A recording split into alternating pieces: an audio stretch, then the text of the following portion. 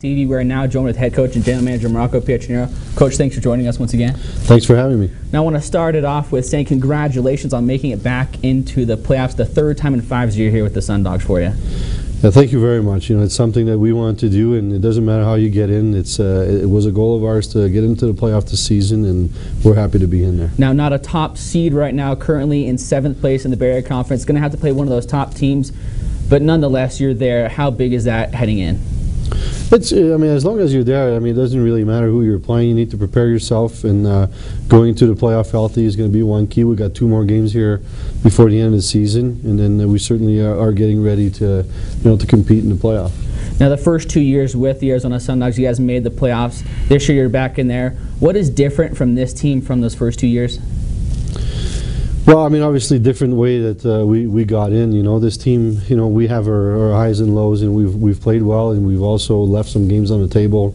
The difference is probably the fact that year 1 and 2 we were able to score a lot of goals, and we were a lot more offensive than the team this season. It's different qualities. I guess in order for this team right now, this season's team is to in order to win, we have to work hard and focus for 60 minutes. Where with the other team that we've had in the past, we did not work as hard, but it was just a little bit more talented and able to capitalize on the power plays. So like I kind of talked about with Tyler Butler previously in the shows here this season, kind of a more blue chip team for you guys this year?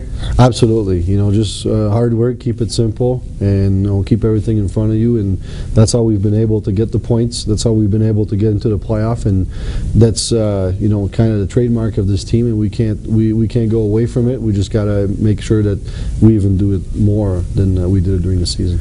Now, during a game, you're allowed to have 18 players active on the roster. Throughout the year, you guys have had a lot of change on your roster. I believe, right around 40 players total for the season. Most recently, you've had a couple defensemen, 1 veteran, 1 rookie, and Matt Frick and Brett Blatchford. They've been playing very well for you guys. How have they been able to transition so quickly? Well, obviously, Matt, he's an older defenseman, brings a lot of experience, and he's been able to stabilize our D, and like I said, bring more experience at the blue line. And with Blatchford, definitely a young player, but very good on the ice. Been able to get some big points for us, and also a big goal. And so he brings in some stability at the blue line. So we're happy with both these guys. Now, you just talked a little bit about the new guys coming in here. Talk about the core group of players that have been here for the whole year. Guys like Tyler Butler, Kyle Hood, Joey Sides, Jason Visser. How big are they to this franchise?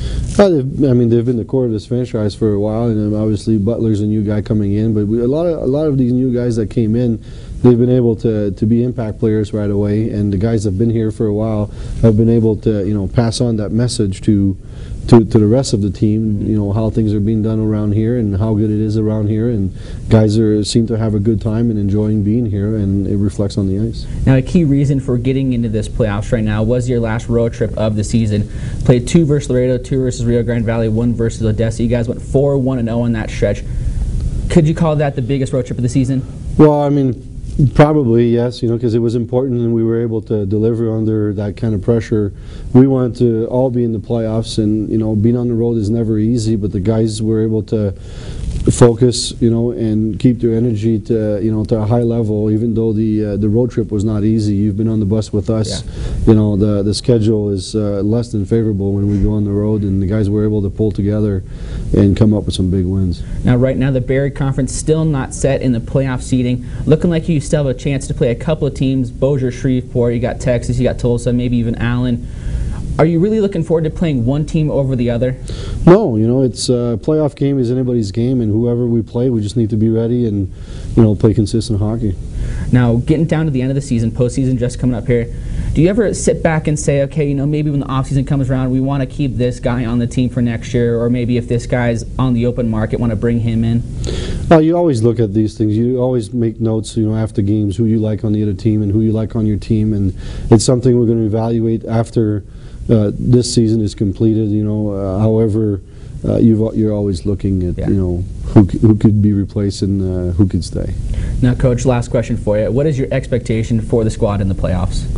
Well, expectations are high. We're in there, and we need to come out and perform, and we want to bring back the cup in this town, and once you're in, it's everybody's game, so that's our goal. Well, Coach, good luck on the rest of the journey. Thank you. All right, fans, stick around right here for more SundogsTV after this break.